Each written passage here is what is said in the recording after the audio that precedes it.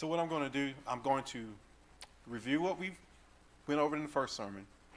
We're going to watch a video because it goes into more detail about the video we watched the last time. And then I'm going to explain the rest of the series that we're not going to watch, which I have the video posted in the Facebook group. So if you want to go watch that whole series, I encourage you to do so because he goes into more detail and it's all very relevant. All right. So this whole sermon was centered around that June 26th ruling by the Supreme Court when they legalized gay marriage across the country on a federal level. And if you were on Facebook or any kind of social media or in the public square talking to people, it was very, what's the word? Right, it was chaotic, it was crazy, it was people attacking one another. It was very controversial. You know, I mean, that's what happened. And there's a few things that happened in there, and I'm going to quickly go over this because I don't want to go into that whole sermon again. But basically, what is marriage a Christian institution, or is that just a government thing that you know, that the government has control over? And we talked about in Genesis 2:23-24 that God set up marriage between a man and a woman. I mean, if you want to go back and read that verse. And you had Christians and non-Christians on both sides of the aisle attacking one another over Bible scripture. Very non-Christian things were said by Christians and non-Christians. So it was that weekend was very crazy if you were paying attention to what was being said. And there are even churches, Christian churches, that are now they're marrying gay couples. They recognize that as being, you know, I guess, right, you know. So this was this big event that happened on June 26th. So what we're going to learn today is that not only was that significant, it actually has even more significance than most people think. And a lot of the thing was about, is God all loving? Is he all accepting? Yes, God is all loving, but he's not accepting of sin. And there was this whole debate around that, and that was what these next verses are on this page. And then we went into what is a Christian's role in political affairs. Like, should we be so concerned about political affairs that we're out there protesting and arguing with everyone, and the way we did that on that weekend? Should we be that involved in politics? And when the government passes laws that we don't agree with, should we? How should we react to that? How should we take that? And we read Romans 13:1-10, where God actually addressed that specifically. And just to summarize what Romans was saying was that we should honor the governing powers on earth, give to them what is theirs until it comes to a direct conflict with what God's laws is. Once it does that, then we are to take God's law as precedence over the governing bodies. But until that happens, we are to accept and obey the laws that they put out and enforce, because that government was set up by God. And that was the next part of that whole sermon. Then we went into the prophecy part of this, which is the Lamb speaking as a dragon, which is in Revelations 13:11-14. And just to summarize quickly about the Lamb speaking as a dragon, speaking in the Bible is creating laws and enforcing laws by governments. And so when it's talking about the Lamb speaking as a dragon, it's talking about a Christian country, the United States, passing laws that are, which the dragon represents paganism and the devil and atheism. It's passing laws that are more in line with that than it is with Christianity, because this country was founded on Christianity. And so the beast they're talking about in this scripture, they're talking about the United States.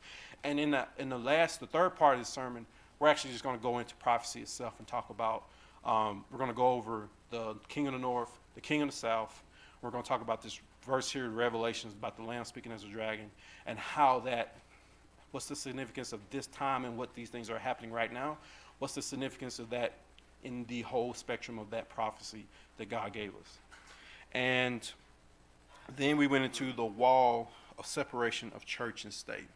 And I guess you could wonder, why would I include this part into the sermon, the wall of separation of church and state. That is a common belief by everyone, that there is this wall of separation between church and state. But if you was hearing in that sermon, we watched a video that explained that that's actually not in the Constitution.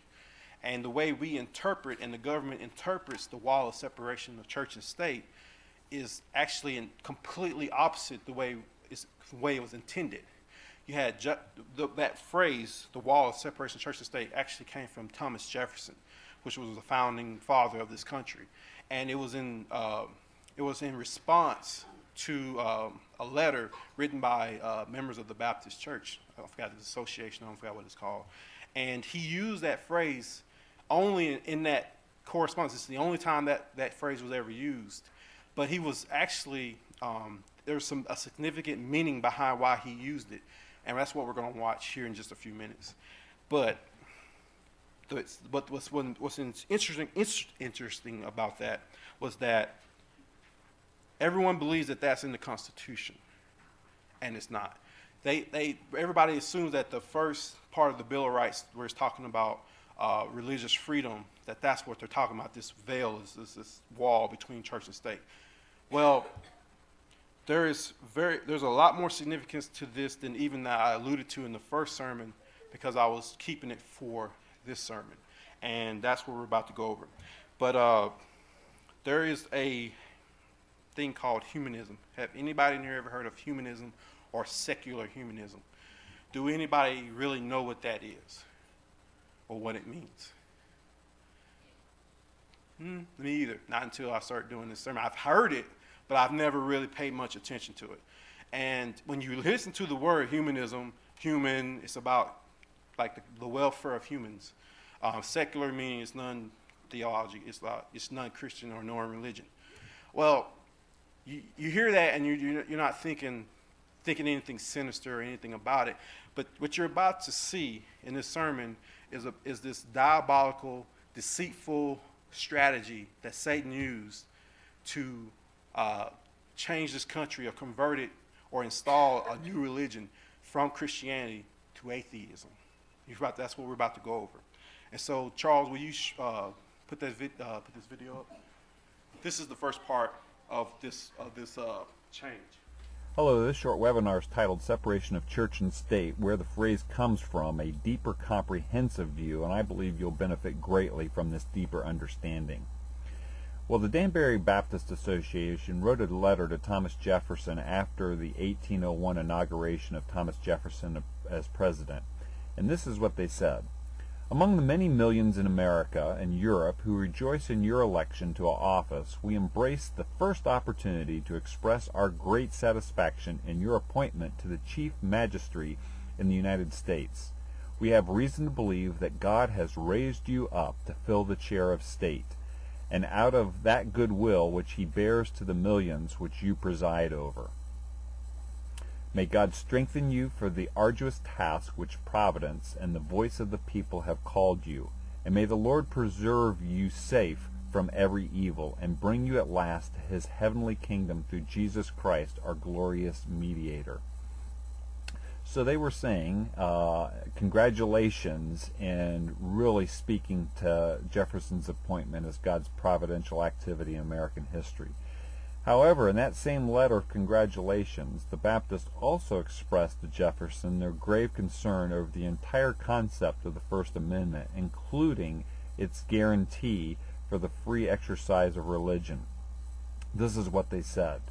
Our sentiments are uniformly on the side of religious liberty, that religion is at all times and places a matter between God and individuals, and that no man ought to suffer in name, person, or effects on account of his religious opinions, and that the legitimate power of civil government extends no further than to punish the man who works ill to his neighbor. They continue, but sir, our constitution of government is not specific. Therefore, what religious privileges we enjoy as a minor part of the state, we enjoy as favors granted and not as inalienable rights. And so note here that they were appealing actually to a phrase from the Declaration of Independence, even as they write to Jefferson about the Constitution. They saw that the two documents worked together. To summarize their concerns here, they were saying that, in short, the inclusion of protection for the free exercise of religion in the Constitution suggested to the Danbury Baptist that the right of religious expression was a government-given right, thus it was alienable. That means the government could take it away, rather than it being God-given, which is inalienable. And so that had some concerns that the government might someday attempt to regulate or take away religious expression. And so it was into this letter that Jefferson responded on January 1st, 1802. And this was his response. Gentlemen, the affectionate sentiments of esteem and approbation which you are so good as to express towards me on behalf of the Danbury Baptist Association give me the highest satisfaction. And so first of all, he's thanking them for their good wishes and their observation that God appointed Jefferson for this providential time and place to lead the country.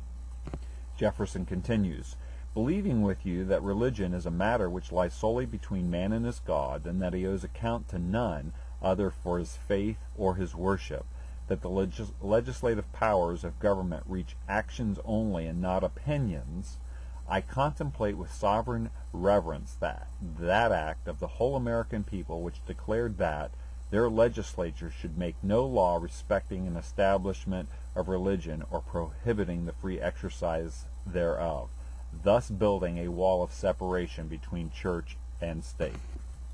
Now here's an interesting question. Why did Jefferson use this phrase, wall of separation? The Danbury Baptists had not used it in their letter. The answer speaks to the sheer intellectual horsepower of Jefferson and the other founding fathers.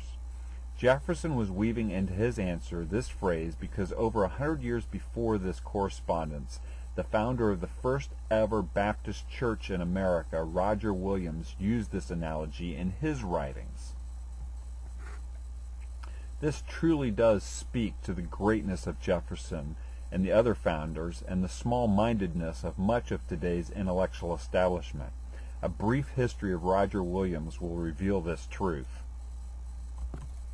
Who was Roger Williams? Well, he lived from 1603 to 1683. He was an English Protestant theologian, and he was an advocate for religious freedom. He founded the first Baptist church in America in Providence, Rhode Island, and he died 100 years before the Declaration in the U.S. Constitution. His garden wall analogy came out of his writings and beliefs. He believed that soul liberty, that is, freedom of conscience, was a gift from God. And Williams was the first to use the phrase, the wall of separation, to describe the relationship of the church and state. This separation was to keep the state's power in check, that there should be a wall of separation between the garden of Christ and the wilderness of the world. And this is what he actually said specifically. When they, that is church leaders, have opened a gap in the hedge or wall of separation between the garden of church and the wilderness of the world, God hath ever broke down the wall itself. And that therefore, if he will ever please to restore his garden and paradise again, it must of necessity be walled in peculiarly unto himself from the world. Well, what is he saying here? In essence, he's saying this. If the church opened itself up to the world and wanted to be worldly, God would let the church go that way, and the church would be worse for it.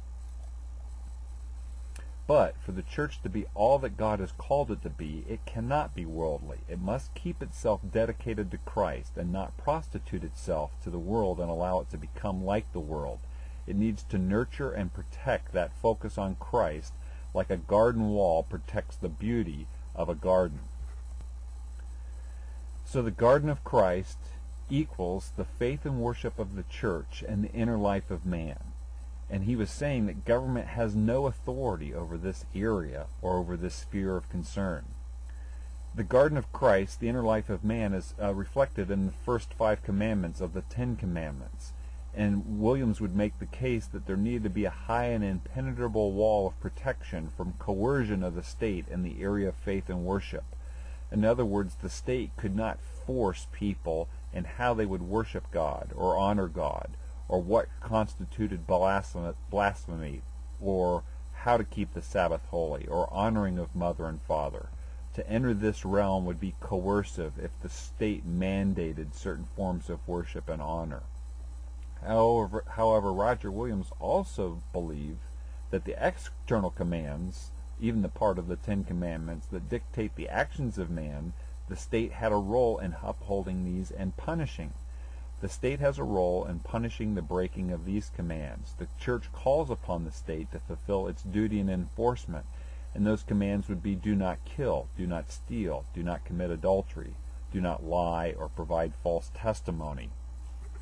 So to summarize these thoughts, we could say this: these positions would be consistent with a state that appeals to and seeks to live up to the Ten Commandments. What it comes down to is enforcement. The state has no role in enforcing coercively the inner beliefs of individuals or churches, but the state has a very specific role in restraining and punishing exterior actions.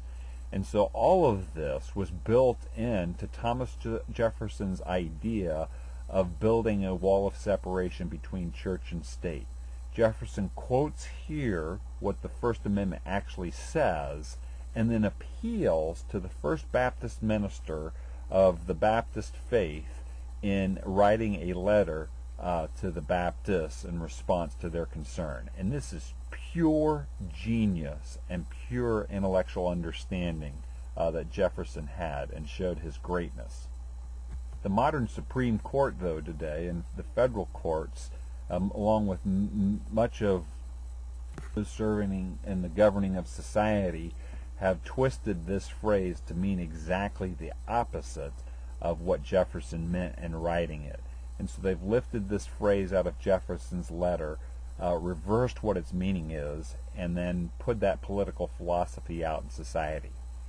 It's interesting to note that in this same letter, there's another phrase here, that legislative powers of government reach actions only and not opinions, that if the court were to do the same thing and lift these letters, or this sentence out of Jefferson's letter, and interpret it correctly, they would see that it lays waste to the modern concept of hate crime legislation.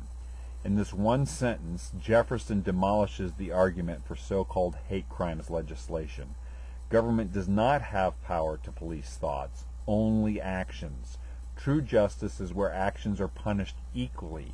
Tyranny exists when those in power begin to pick and choose those who have preferred protection, and claim the ability to divine and judge what is taking place in a person's heart. So again, it's interesting to note that a phrase, separation of church of state, is lifted out of Jefferson's letter and interpreted incorrectly and put on society. Meanwhile, out of Jefferson's letter, something that's very clear is left to lay there as our society soldiers on with unconstitutional legislative ideas. I hope this more comprehensive understanding has given you some extra food for thought in this idea of separation of church and state and where the phrase comes from. Please sample some additional items in this series for a greater understanding. My name's Craig Seibert. Thanks for listening. But did you understand what happened?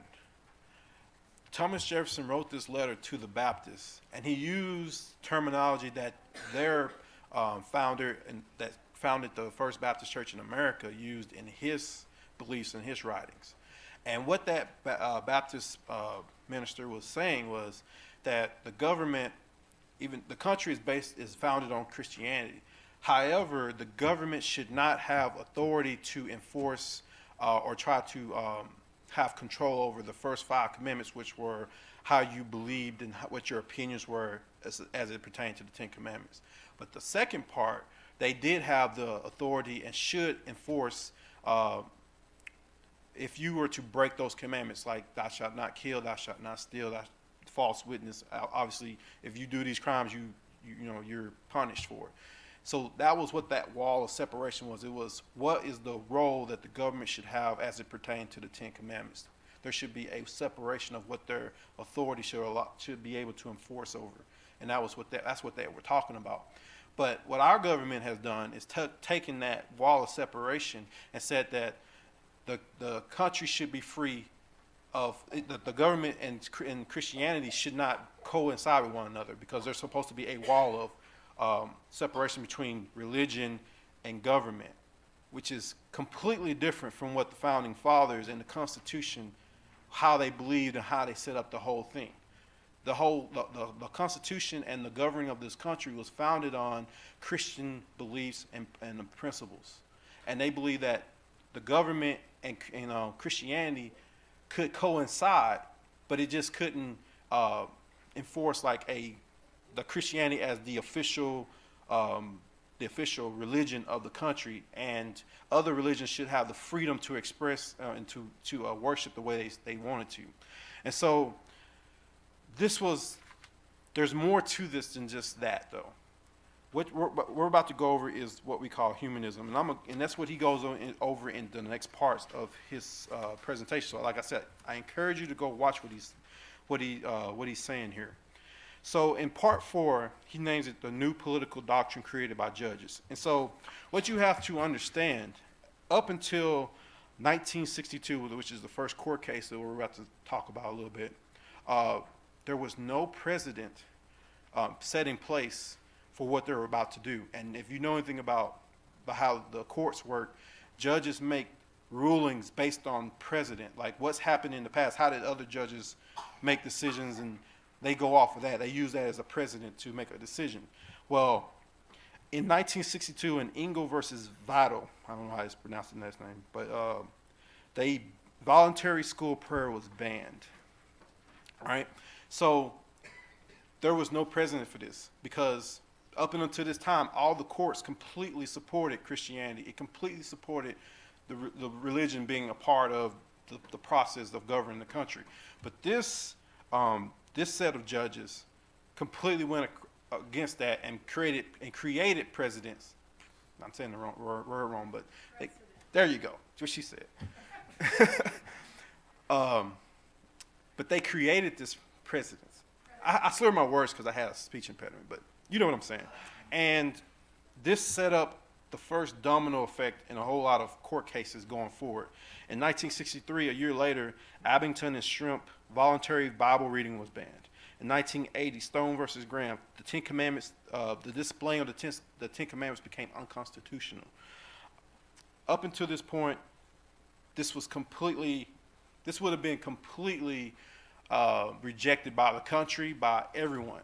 But so the question is, what happened that allowed these judges to make this ruling, or what was happening that allowed these judges to make this ruling and there not be complete uproar? Because if you remember in that first video we watched the first time, it was said that by one of the founding fathers that if somebody tried to do something against having Christianity as a part of this country, as part of this government, it would have been wiped out back in those days, because that was completely against what everybody believed. But now, that's not what everybody believed. And so we're going to go into part 5, secular humanism as a religion. All right, so where did humanism originate? When did it originate? It originated in World War I. That's around the time period. So if you World War I was around the 1900s, a little bit before.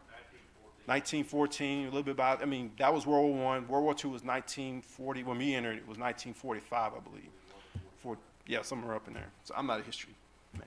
Anyways, let me read the definition of humanism to you.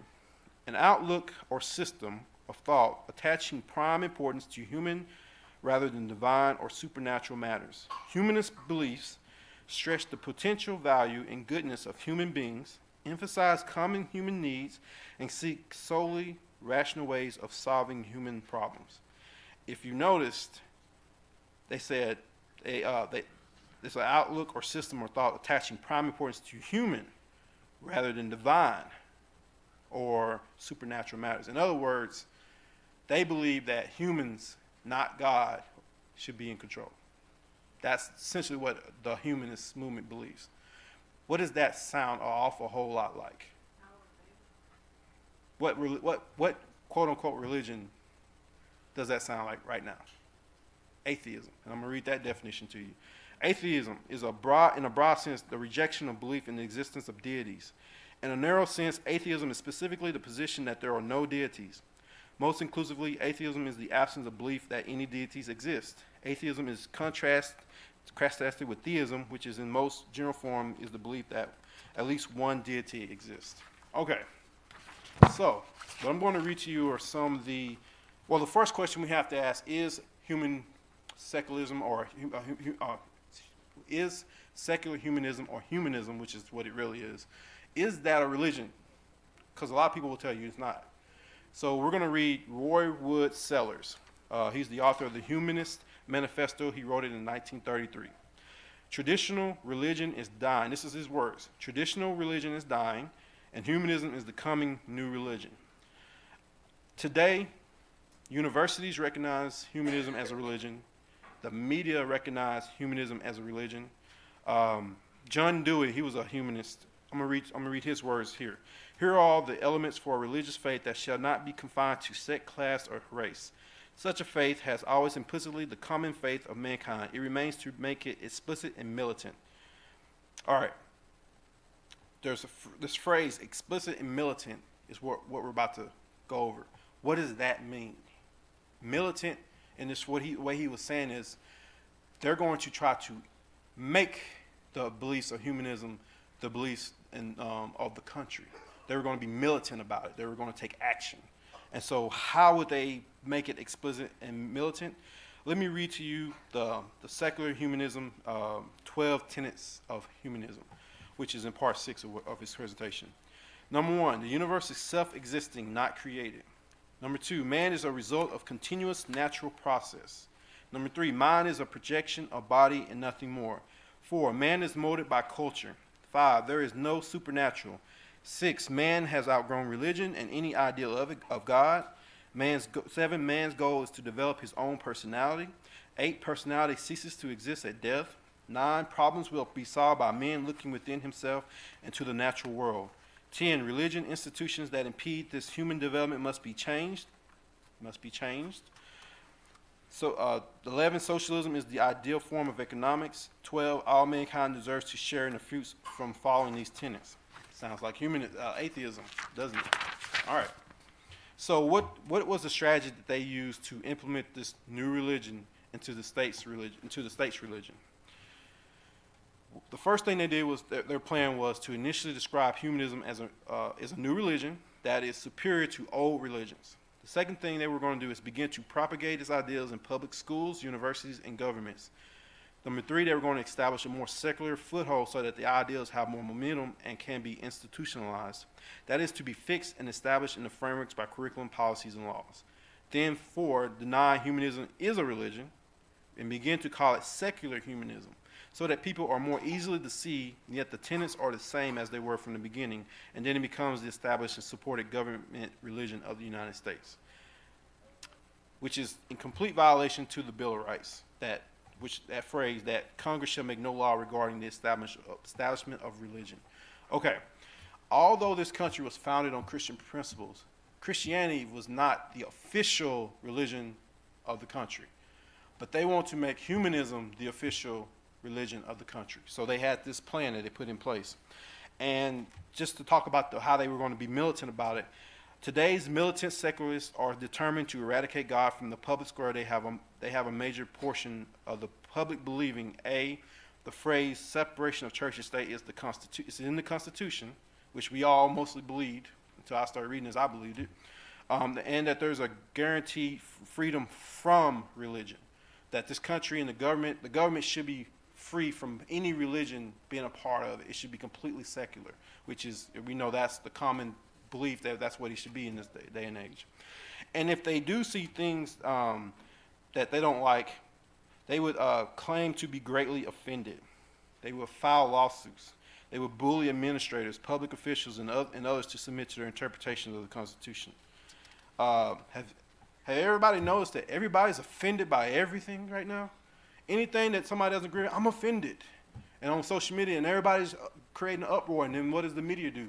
They put the spotlight on what's happening around these people who are offended, and then that caused the whole country to get in an uproar. That's intentional. They're doing that on purpose. So why does the religion of humanism and secular humanism get preferential treatment in our society?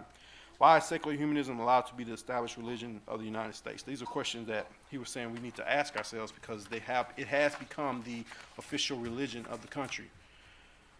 And in part 7, he talks about the loss of freedom.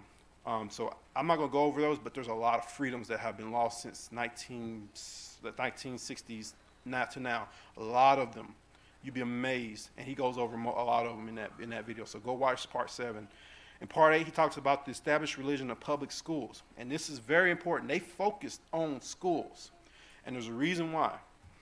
In 1930, Charles Francis, which is another humanist, stated, education is the most powerful ally of humanism, and every American public school is a school of humanism.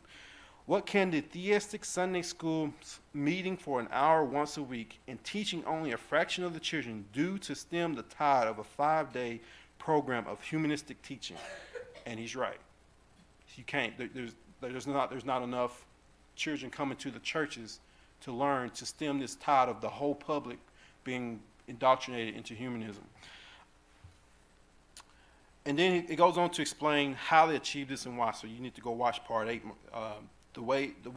For example, the way our history books are written to exclude God from them. And when I watched this, I got to thinking about when I was in school, and I don't remember them talking about God in the history books. They really don't. And to the level that they took God out of the history books is actually kind of amazing. Don't believe everything you read. That's probably the lesson in that. What they're teaching our kids is humanistic, it's atheist, it's secular, it's completely not, it's based off of no religion, which is completely opposite from what it was in the past when God was a big part of all of education.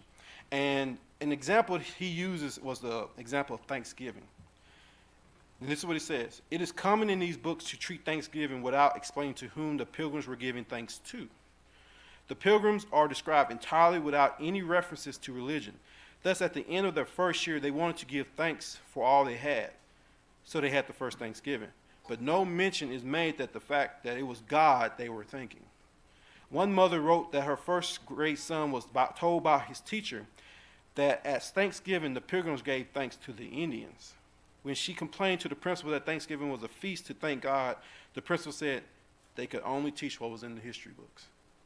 You see, they've completely taken God out. And then the schools are saying, all we can teach is what's in these books. And if you've noticed, what teachers can teach has been completely regulated. They can't just go off and do what they want to do. They have to stick to what they are told to teach. And there's a reason for that as well. It's because they want to keep everybody in this humanistic mind frame. So what they're doing is called censorship by omission.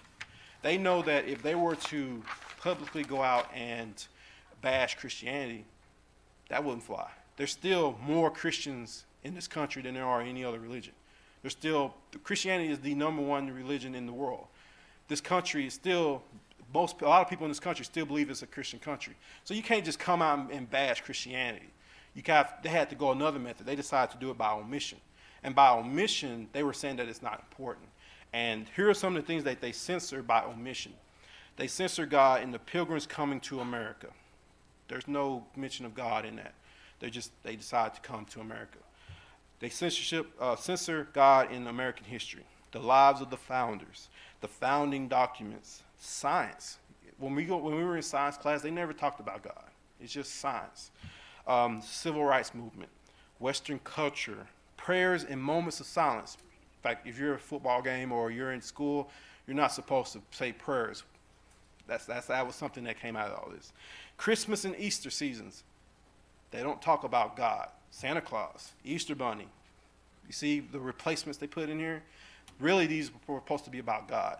And the displaying of the Ten Commandments. Obviously, they just took the Ten Commandments down in Oklahoma on the court grounds. They're not allowed to display the Ten Commandments in the schools. They used to do that. They don't do it anymore.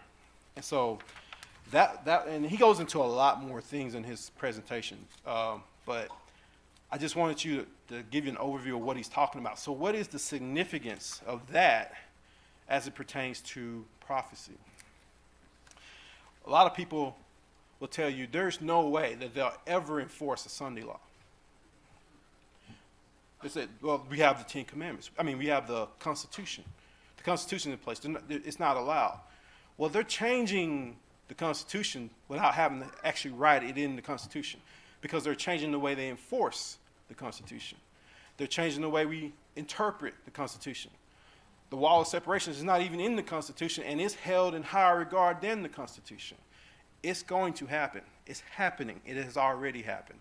So when that event happened on June 26th with the passage of the gay marriage, the reason why they were so bold and could do that is because they had already changed the whole culture's mindset around it.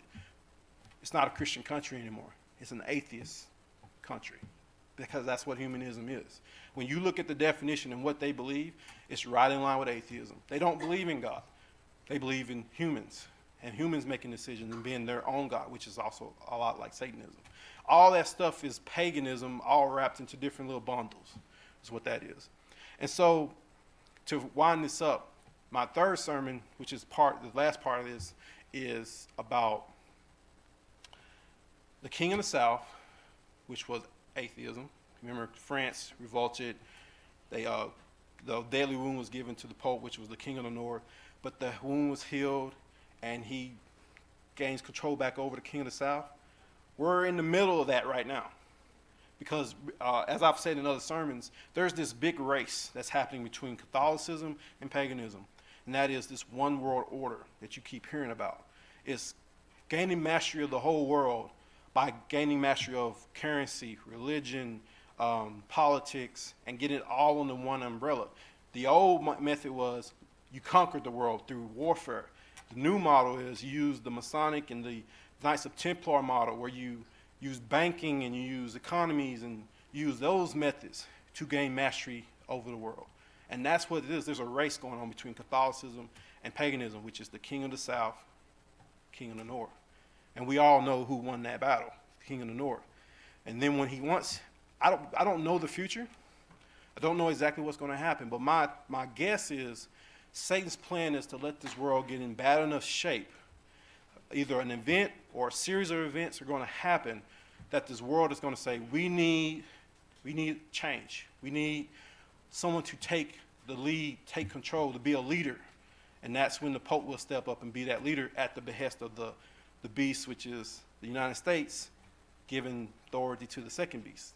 That's what the next sermon is about. It's about going into prophecy and trying to figure out and see how all this stuff is working together, because it's very important that the United States completely supports the Pope. And we see the Pope doing things right now, trying to bring all of Protestantism underneath that umbrella again. He's reaching out. So this is what's happening. And I think God reveals to those who are watching, who are searching, and he's asking, what's happening? Where are we at in this timeline? Well, we're right there on the door. Like, it's happening, and it's happening fast. All these things you're seeing on TV, all these disasters and all these killings, and all that's part of a big master plan. That's not randomness. That's not randomness. That's done on purpose. We're not going to go into details of all that, because it's all evil, but that is a plan that got in place.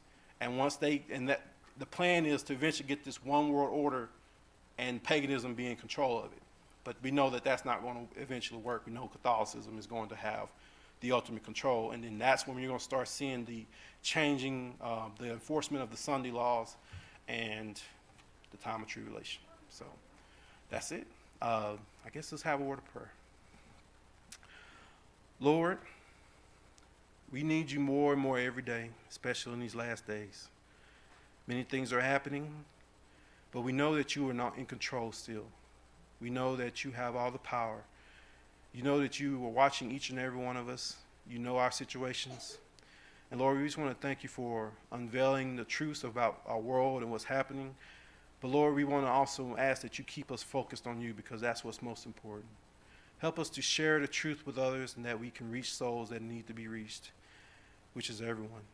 And Lord, we just want to say thank you for your love, protection, and everything that you do for us. And we ask this in the name of Jesus Christ. Amen.